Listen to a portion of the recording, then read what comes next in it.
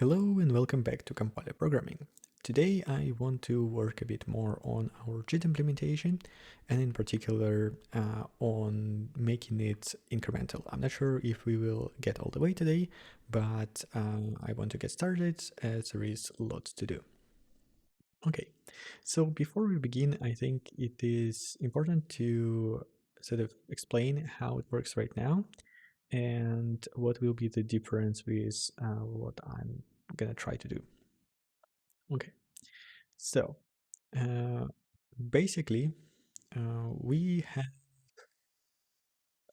a concept of a program, and a program contains just a list of functions. So we have like um, some kind of information. So this is not the code of the functions. This is kind of information. We call them builders, and it also has a bucket buffer that contains the data.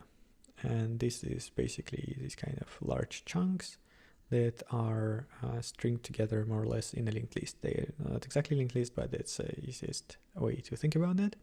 And this is where we have our data. And here we have like instructions that will be run, but they are not encoded. So not encoded. Okay. So this is what we have. And whenever we are doing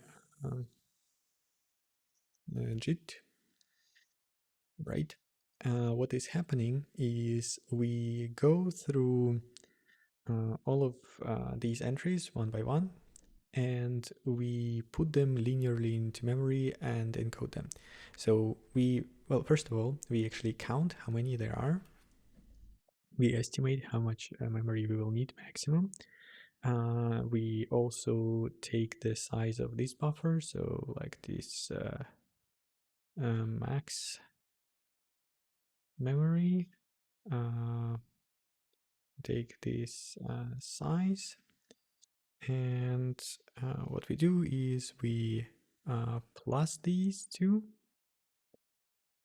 and then we create one long buffer, and that is kind of split at some point. Let's say it's split here, and the instruction encoding goes into the first part of that, and then the data is copied over here. In reality, at the end there is also like exception stuff, which is annoying to deal with, but it's sort of a continuation of the data in a sense. It's not really something entirely different, and I might even change that it works that way, but regardless. So this is what happens, and right now this happens every time we do JIT, which might happen on every compile time function call, which is quite a lot. So this is very inefficient, especially as our programs will grow larger and larger. Okay, so what is the plan instead? The plan is to use virtual memory, and you can look at the previous video that I will also maybe add as annotation right here in the corner, that explains that what we can do with the system is we can say, actually give us a very large slab of memory. I can't do straight lines apparently. Is it possible to do it like this? No, apparently not.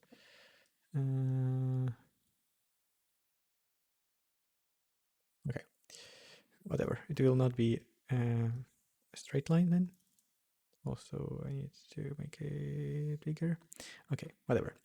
We have a very large slab of memory, and in this particular case, I think that memory will be 3 gigabytes. Now, this doesn't mean that we are actually using 3 GB, as you will see in the video. It just means that the operating system will give us some address. For example, let's say it will give us address, whatever, 10,000 or 100,000, and we are gonna add to it 3 GB. I'm very bad at hex math, but whatever. This is gonna be 0x 1000 plus 3 GB, right? So that's gonna be the memory addresses that we will get, and we can slowly fill them in as we go, just letting the system know that we are gonna now use a new piece of it. Okay. Why 3 GB? So this has to do with the way that addressing works in the executables. If your executable is larger than this size, then you will have problems. So for now, I'm just going to ignore these gigantic executables and limit the size of each of the sections that is present there. So what do I mean? When a piece of code, so let me already put it here.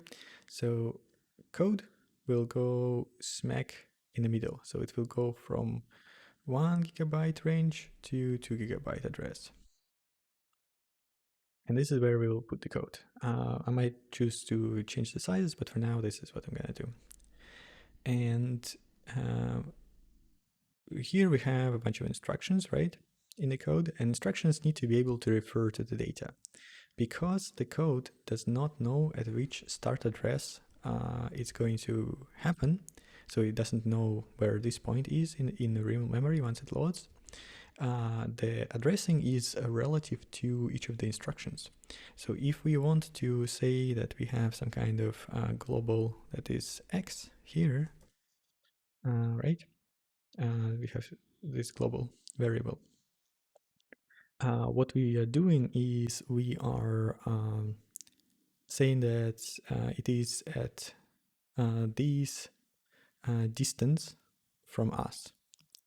And this distance is done as a signed 32-bit number. That means that it is from minus 2 GB to plus 2 GB, more or less, right?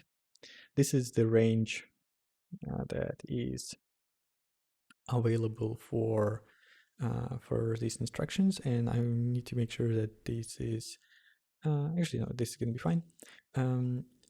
So that means that if I want to make sure that from any instruction here I can reach any of the data sides, the best thing to do is to split it into parts like this, right? And also I need to do like writable data segment, and I don't have it right now, but we will have our data, which is only readable data segment. So these are both will be 1 GB in size, and they will be around the code, and yeah, and that would mean that we now can very easily refer to any data. They might be, I need to look into relocations for the data, like if we need to refer to some piece of data from another data. I'm not exactly sure how that yet works, but honestly, I would like to avoid it as much as possible and not have relocations if I can help it, and just do this. Basically, all the code is position independent, and data, if we need to do some kind of relative addressing on the data, then it is explicitly relative, where I say, okay, I don't know, y is also at this offset, and then let the code handle how to load these addresses. Okay, so this is the plan. This requires quite a bit of changes because, again, right now the expectation uh, for the code is that it's laid out like this, where we have code here and we have data here, and we are gonna try to change it to this version. And in the first pass, I'm not even gonna use virtual memory. I think I will just make the like allocate the memory this size. It's not as bad as it sounds because uh, even if I don't explicitly manage the memory myself, the only thing that will happen is the system will make sure that I have enough swap to handle this kind of stuff. So it's not going to be perfect, but it will allow us to make this incremental change of just spreading out where we have our data from where we have our code. Okay, this is the this is a task, so let's get going.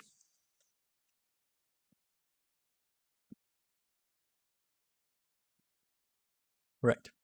So this is the function in question. Let's take a quick look at it and see how it corresponds to what I was talking about. So this stuff is again estimating how much size we will need for instructions. This is a function count. Then we check in the size of the data that from bucket buffer here. This is the exception information. This is the total size of data plus exception information. And then we have our program size. This is the total size that we need.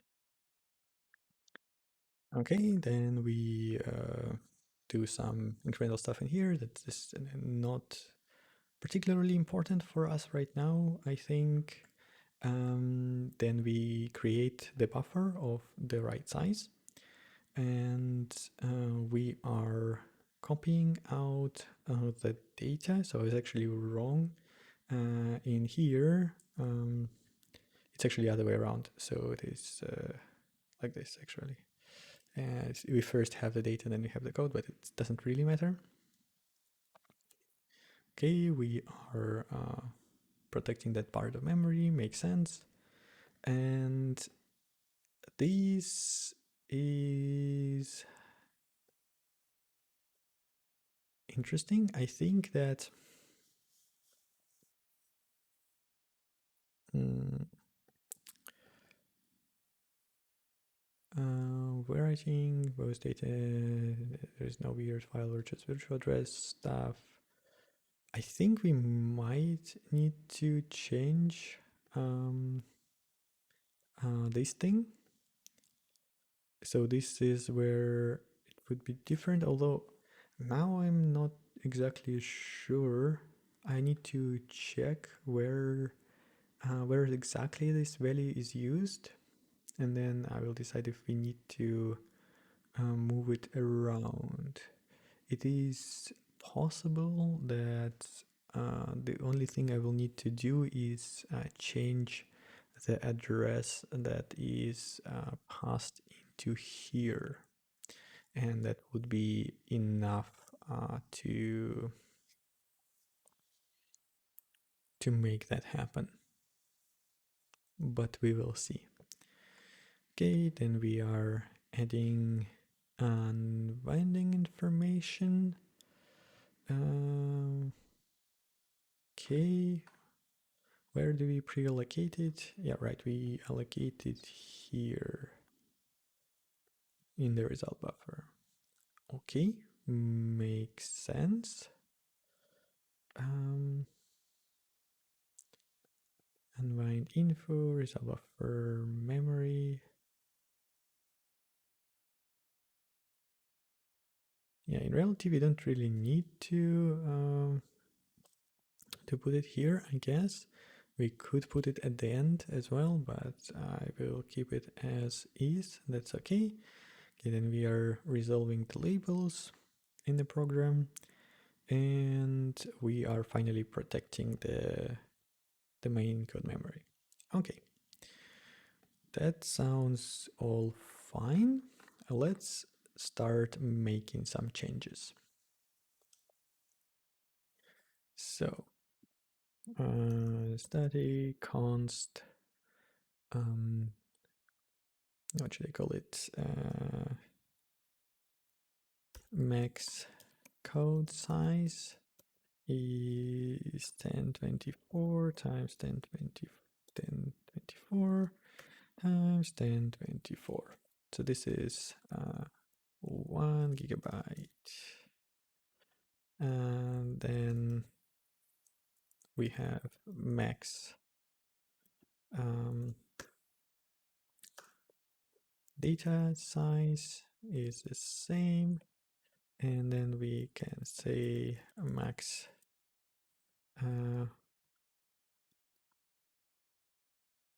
our data. Let's put it like this: read write and read data, or read only. Another name for it. Okay, so this is our stuff. Now we will so function count I will keep, I think.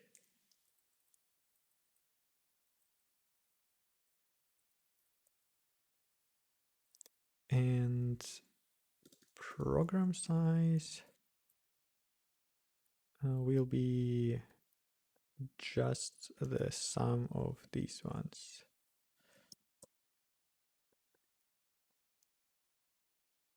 Maybe I will need to remove the hard-coded segments.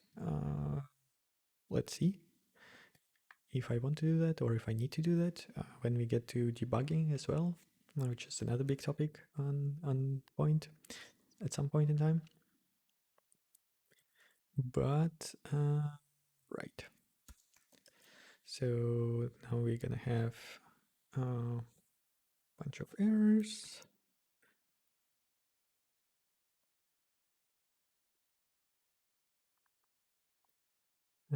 Code segment size, global data size.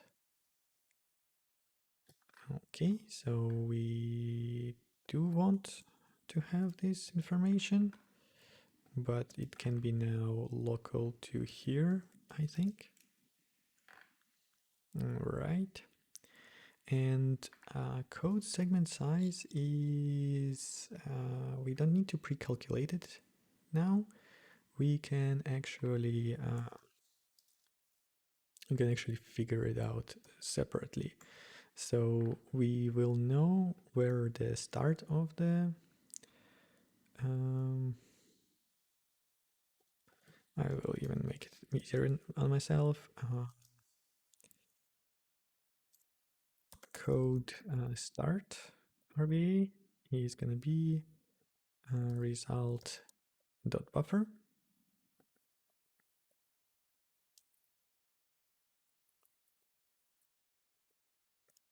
Okay, and now that that is done, we can put it in here. Actually, I also probably want to align it. I probably want to align it to system get page size or something.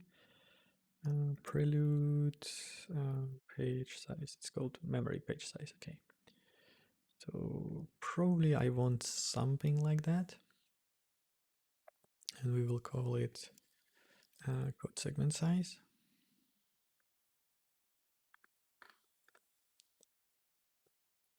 Okay, so that actually builds. Let's see if that works.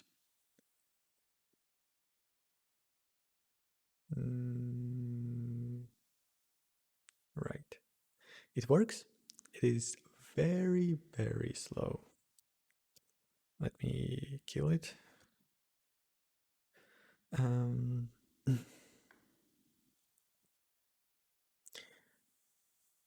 Okay, well, now that we know that this sort of works, maybe I should wait for it to finish. Or I could also, for now, just do this, because none of our tests actually is more than 10 megabytes anyway. So, okay, good. Everything passes, so it looks like I haven't screwed this up. And I will commit it back in this form, and then we will go from there. Commit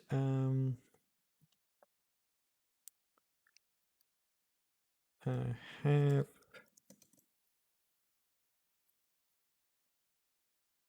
larger buffer for the what? Larger buffer for the JIT code and data. The data is especially interesting. I think I can get away with not copying it at all, but that's a separate thing to consider. Okay, so I have a larger array, but I'm not actually using it, because what I'm doing is I'm always saying that we are starting where we ended data, just like last time. Also, this is okay. No, that's fine. And instead, what I want to do is I want to say that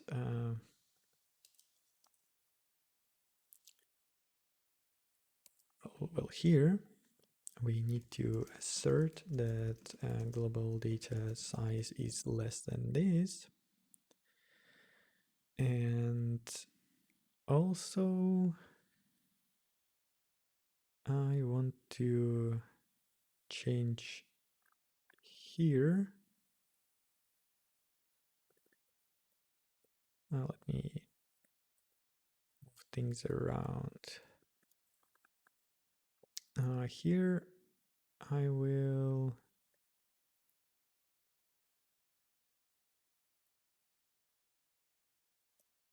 start like this. Plus, yeah, it's actually going to be like this. So we are starting at the end of the data. So now this is going to be spread apart in memory. So we are doing this thing.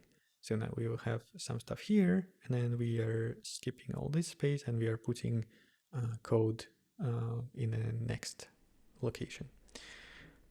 Okay, let's see if that still works.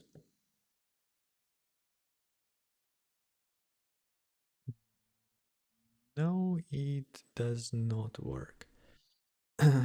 Probably somewhere I'm expecting. So the size of the buffer should be okay. Let me quickly look if I'm missing something obvious.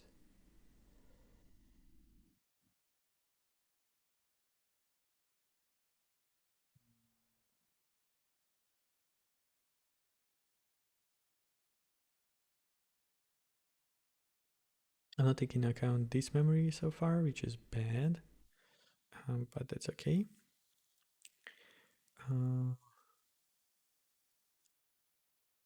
What else is could be happening? Okay, let's just open up debugger. Maybe it will tell us something useful.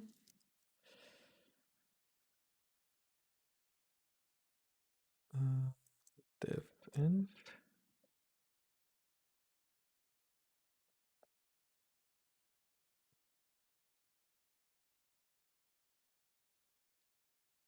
okay.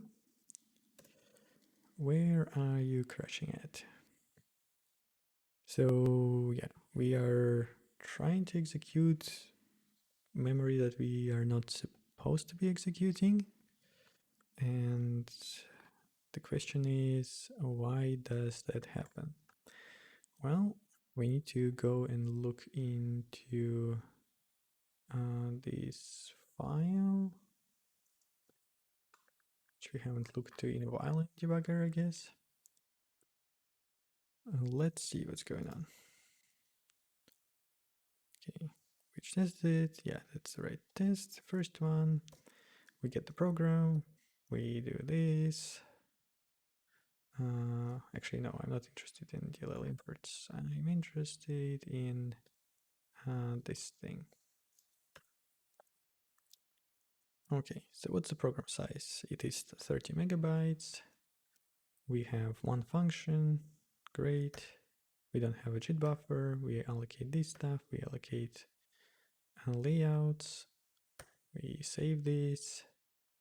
We have check how many we had before. We had none. We allocate the function table. Fine. We allocate the result buffer. So what is, I mean, size buffer has very much correct capacity. Oh, I know what's going on. When I'm doing this, I need to say that actually we can do it here. Result buffer occupied, and yeah. And now I need to say I'm sort of moving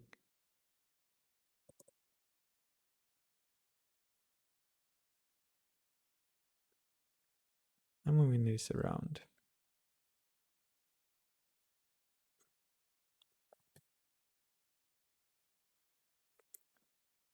I think there is like a first free byte address. Yeah, this is what I should be using here, to be honest. Where was it? It was here. First free byte address. It has more meaning than what I had before. Okay, that should fix it, because previously the problem was I was telling it that I would start here, but in reality I was still writing the things in here, which is obviously problematic. Okay, let's try that again.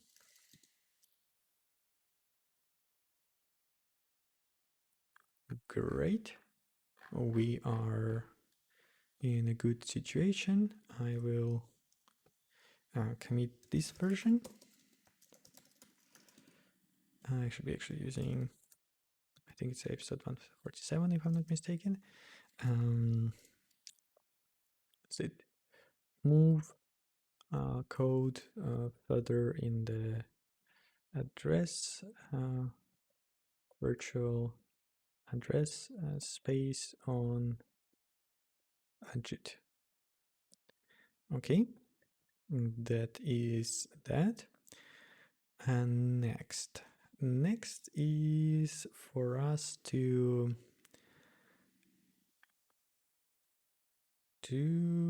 start actually using our new buffer, which is, even though I added it to Prelude, it's actually going to be a bit tricky to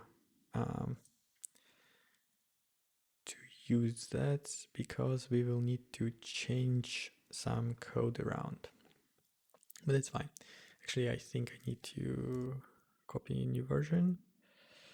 Library C Prelude. Okay. Let's see if everything still builds and runs. Maybe I will also commit that separately. Yeah, let's commit that separately. Update C prelude.h. Great. And now we're gonna make that happen. So this will be virtual memory buffer and virtual memory buffer Actually, yeah, the memory buffer requires us to, we need to provide capacity, so program size, but it is init. So that means that we actually need to uh, put it on this, put it somewhere, and the where we will put it is we will put it here, I guess. I mean, actually, no, it's stuck on the JIT, so we don't need to put it here. But what we need to do is we need to say JIT buffer is this, and I think where is it? Here, yeah. So this is now virtual memory buffer. And there is lots of stuff that is broken, of course, and we will go and slowly deal with it.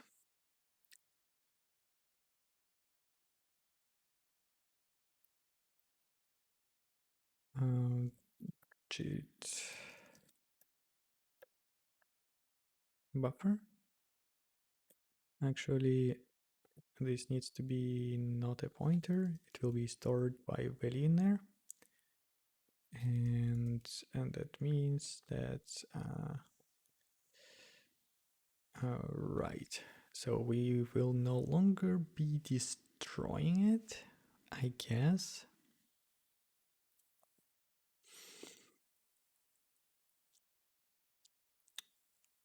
That might be already tricky.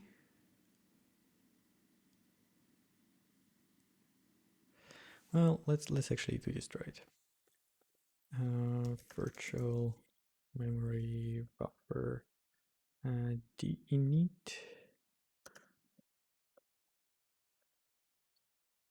Does that work? Yes. I don't need to do this. And how do I want to figure this out? I guess I can now check if we have a platform specific payload already there, then we assume that it's a new thing. Yeah, that makes sense.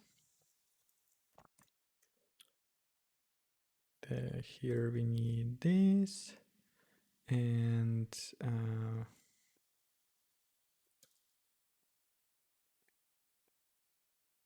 we need to allocate some stuff here. Does it work? Result buffer. Right. Okay, the same situation here. Just updating the type of function that we are using. And JIT buffer occupied.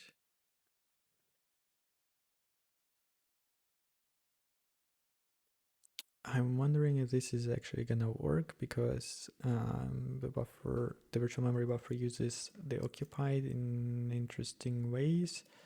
I will just leave it like this for myself. So if something now goes wrong, I can look at this line and remember that something that might not be great here. Unfortunately, I don't think I have it for virtual memory buffer, so I have to get back to the original version of this. Memory plus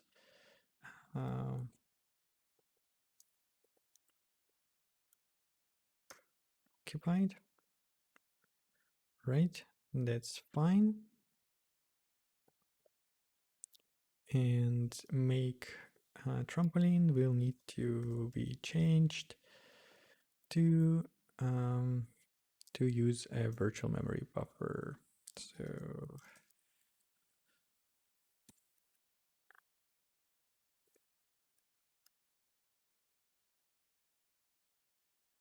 buffer. Okay.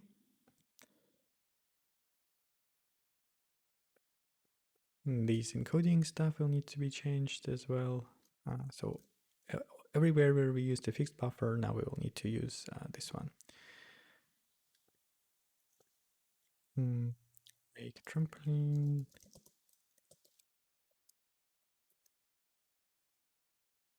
Now you're gonna use this.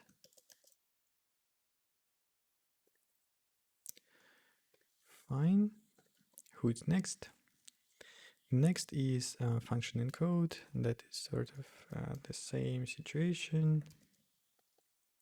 Now you will take a virtual memory buffer. Of course, that will generate a bunch of its own problems. JIT buffer. Okay.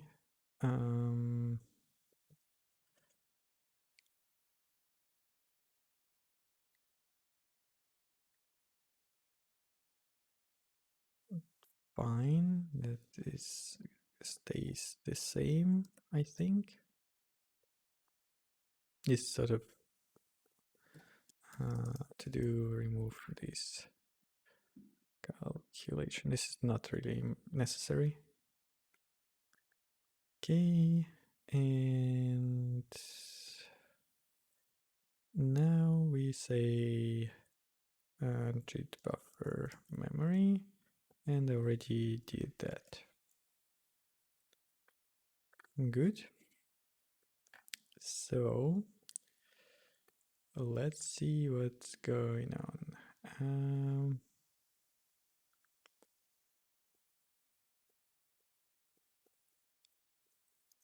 The init. Right. So what I want to do here actually is also do buffer memory, or even like this star buffer.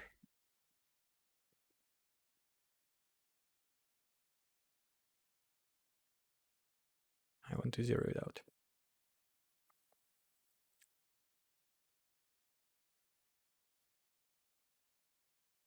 Where was I? Here.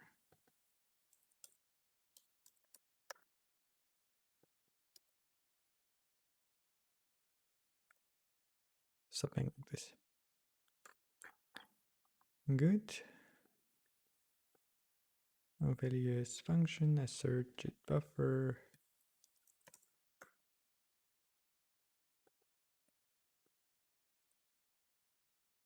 Fine. Make trampoline. Formal parameter is different. It's because this needs to go here. Right. And now we are left more or less with encode instruction. So that is here, I think. Well, not really. It's encode instruction. That's where it is.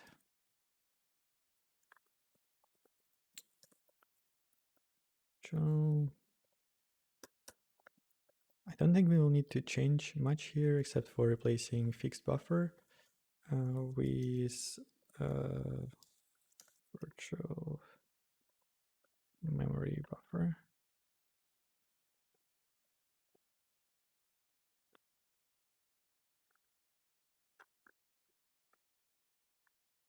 That's fine. It complains because I need to update the type here. Right. So that's good. And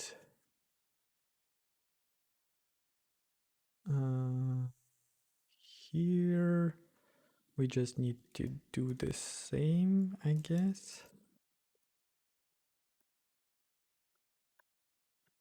This part might break, and I will need to look into that separately.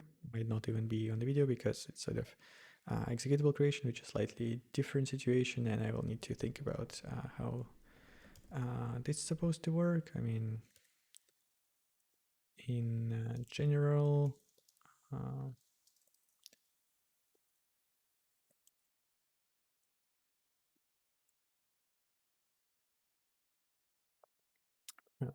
What should I do? Virtual memory buffer init of result dot buffer.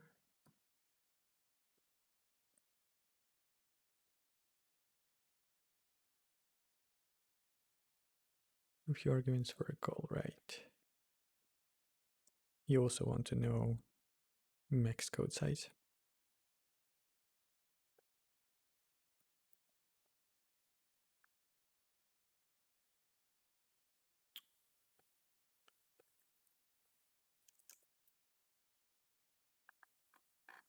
Okay.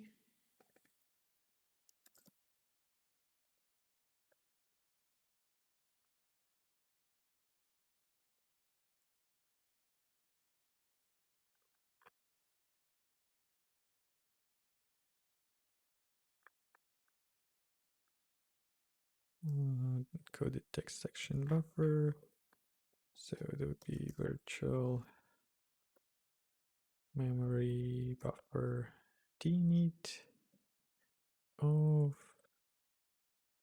this. Right. Okay. If we are extremely lucky, this is all that needs to be done. But it's hard to say. So now let's see.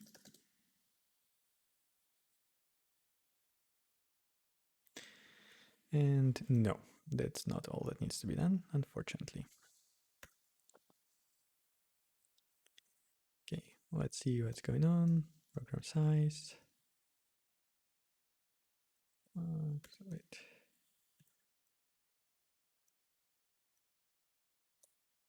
We're allocating this, we are doing this. So our JIT buffer has this capacity, it has 0 committed, it doesn't have a readable memory. That's okay.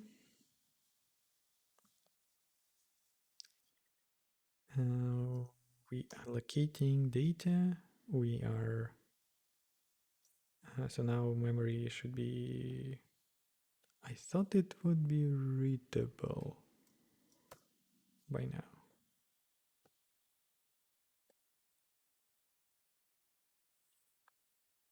That's kind of strange. And watch. Can I like go to memory somehow? Tools, extensions, window, debug, Windows.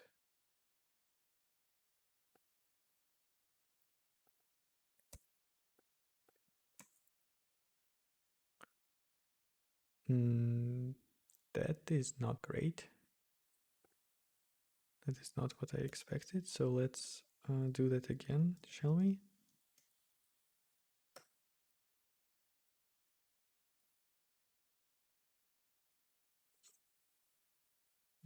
Where did I put this?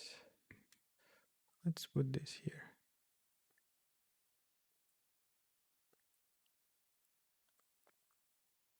Let's step inside and see what's going on.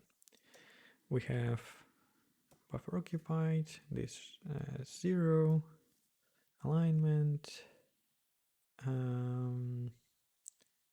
We're trying to wait, what?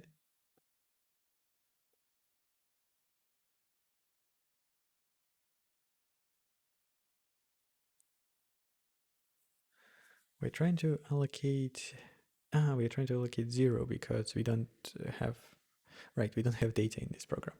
Okay, so that actually is all correct. We'll not do anything. We are trying to protect a 0 length region, so that's something to fix. I guess I can add this.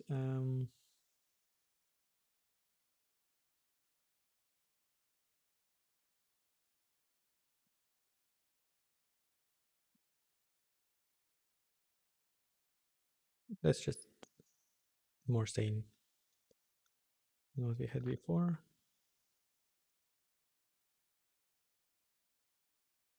Okay, we will skip this. This is fine.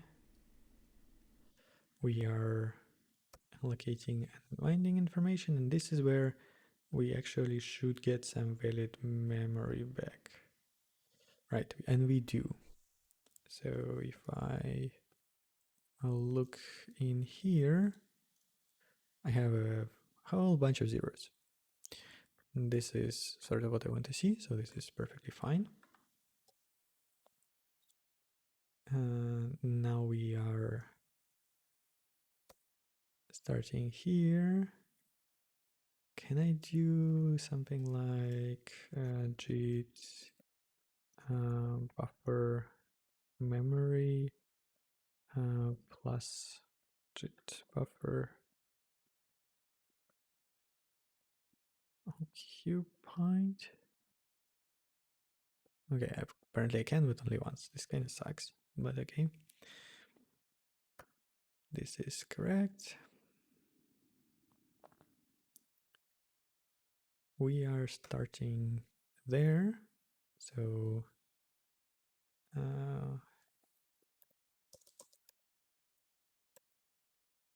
let me put it here, and then I can easier do this, which apparently still is crappy. Yeah. Okay, so this is uncommitted memory. That's fine.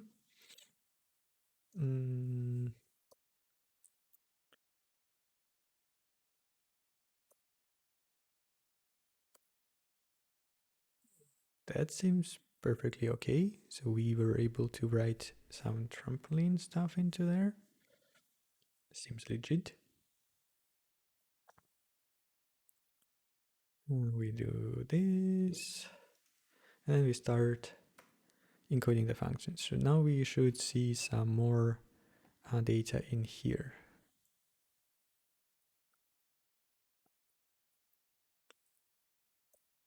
And we do.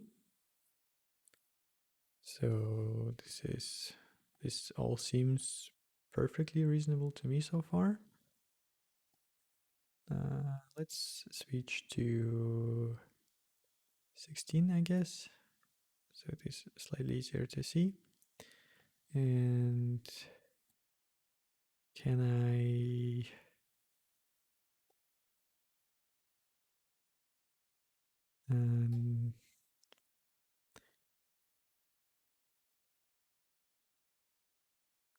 yeah, this is a pretty creepy view, to be honest. I think what I could do actually is I could disassemble here. Right. Okay, so we have a trampoline that moves the. Okay, this we should never actually get here. Okay, what does this do? Is it what it's supposed to be doing?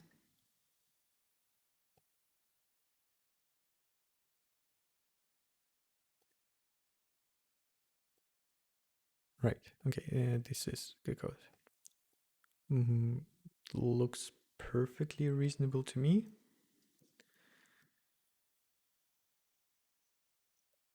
Okay.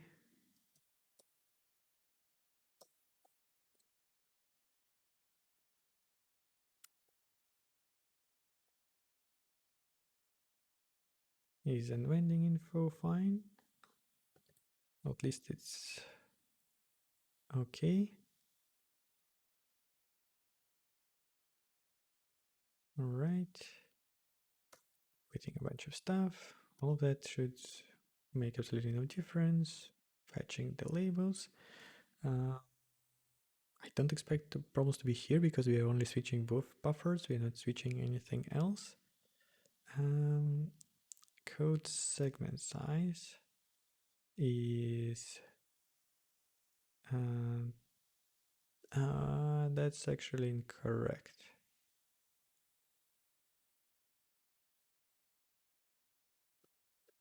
That is incorrect.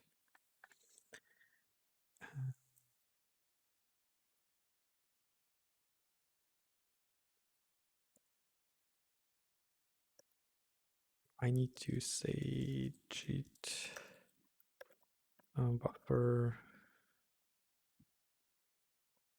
occupied minus this, and then I need to align that.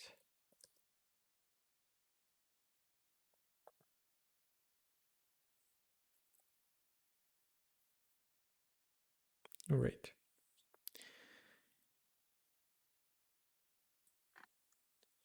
Good memory. Looks fine. Let's try that again. See what else is not correct.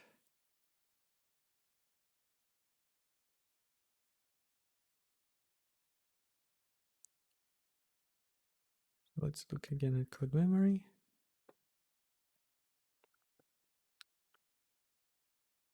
We added this stuff, everything is fine. Everything is fine, we get the function. Although this address does not seem right to me.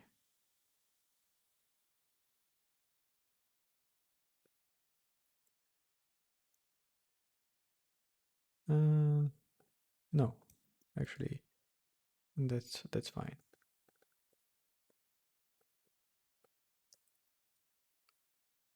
Right. It says we will jump in here. That seems legit to me.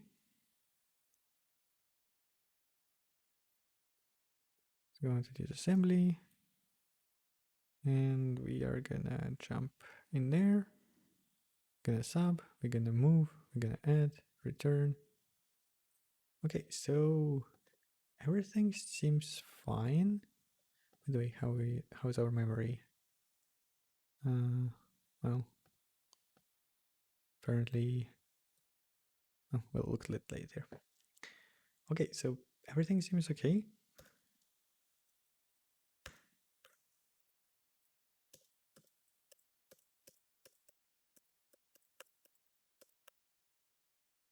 Well, let's give it a go.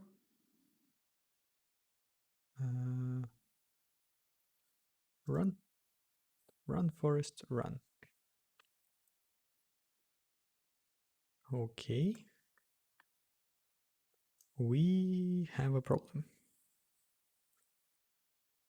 And that problem is that we are trying to patch the target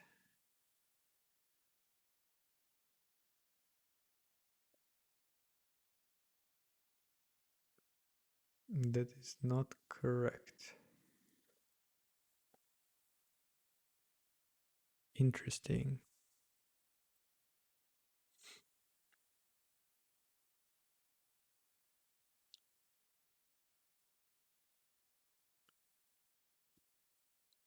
Very interesting. Okay. Let me quickly disable that test. What was it? I think it's...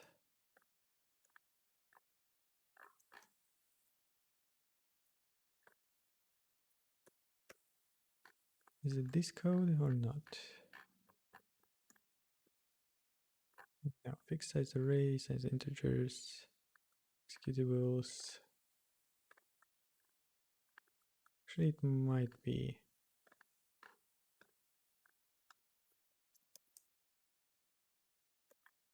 Compile time execution. Right, so I think it is this test that is failing. What if we don't do that test? Okay, if we don't do the test, then everything is fine.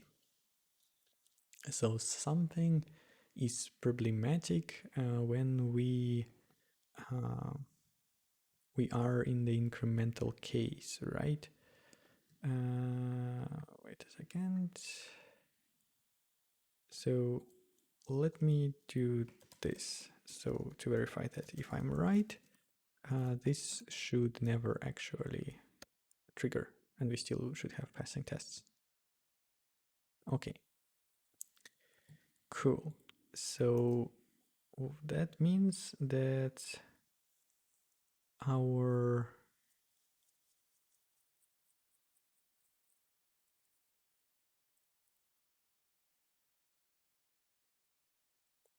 our buffer, right? How did that work previously?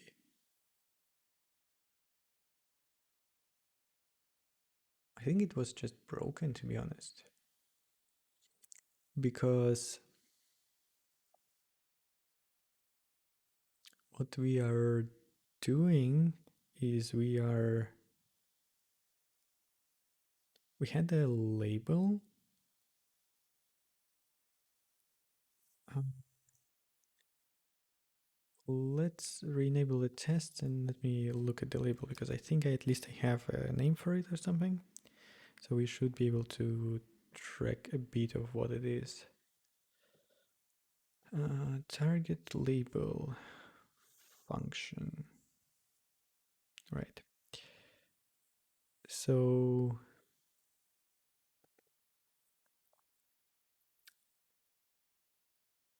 probably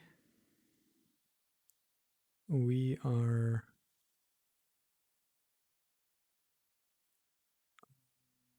let me look at this. How many builders do we have? Functions, detail, length 4.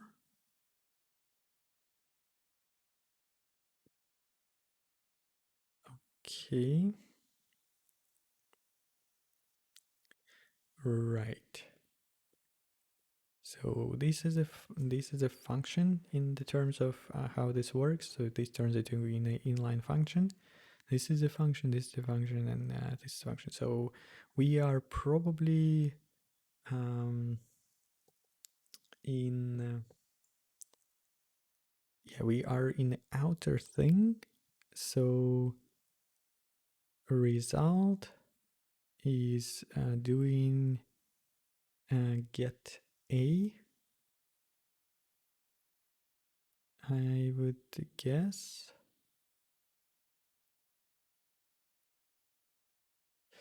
I think I can improve the debugging situation here. Because now functions should have a name slice.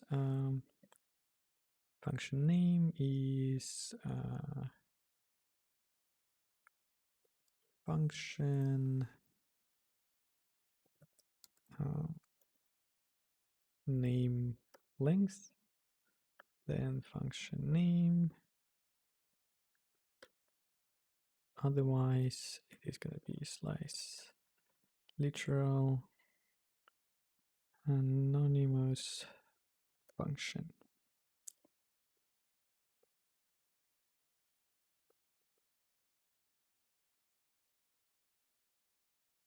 Name is not a member of descriptor function.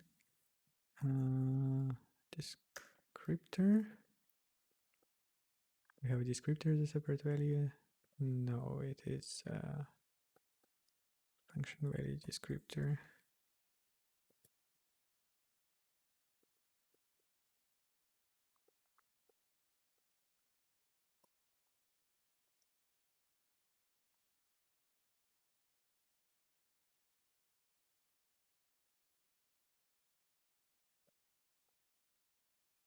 I don't care about the end label for now, so I will use this.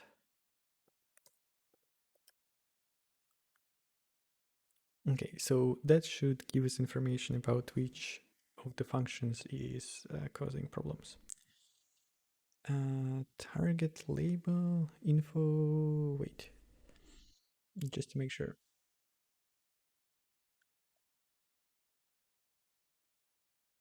Batch info. So one of the patches.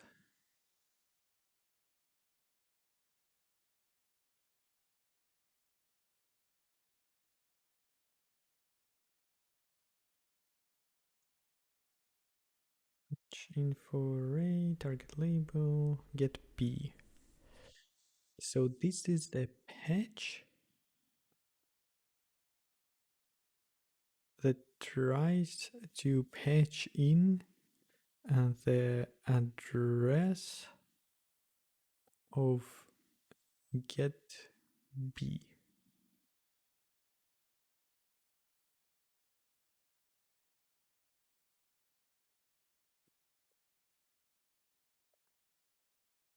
And the target of that is right. I think this is just completely broken for incremental use case. This should not have worked before either. This is bad. There are a couple of ways I can try to fix this. Okay, first of all, what's happening? What I think is happening. We are literally storing like a pointer in this thing, and the expectation was that once you encode the function, the memory doesn't move it in the same page information. So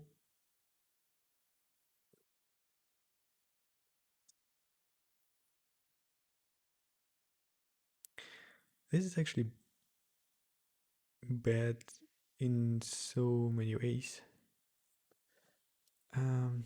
Where is this patch info array cleared, or if it is cleared at all? Because it might be that what is enough for us is to clear that array. So dynamic array reset of JIT program patch info array. Is it reset? I always forget. Maybe it's clear.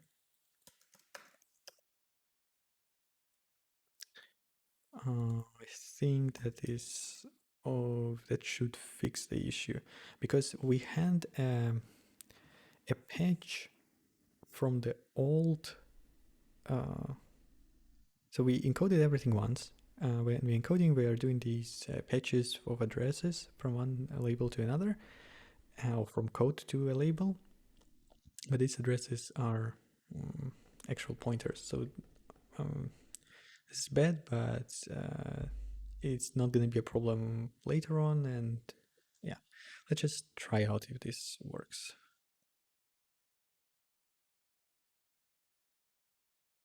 Before I go any further with this. And it does, yeah, okay. So this was just straight up bug where we need to not do that. So that should have been done anyway, and we were doing some weird things when we are not doing it. And I guess one benefit of more directly interfacing with virtual memory of the thing is that things crash when you try to access something bad. Okay, well, that is basically it. Let me verify. Yes, that test is running, and this is what we have. Now, the moment of truth. So, as you see, the tests run pretty fast. You can barely see. I think the most time is actually spent printing to the console. And now we are going to spread it all out and hope that all the calculations are still correct. Let's try it out, and it should actually be exactly as fast as it was before. So there should be no noticeable change at all in the time. Let's see. And that is completely not what is happening. So right, I know what's going on, and This is kind of, so I wrote this virtual buffer, right? And this is good. This is okay. But I might have to transplant this implementation um, into the code of the compiler directly, because we are doing even more fancy stuff. So this is more or less deals with it as a linear allocator, and we are jumping between things. And when we are jumping, it gets super confused. So for now, I think I need to do the following trick, even though that is not nice what I'm doing.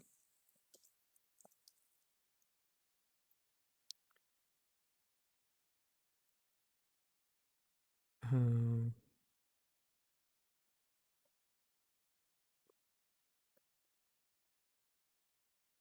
might break if we change virtual memory buffer implementation.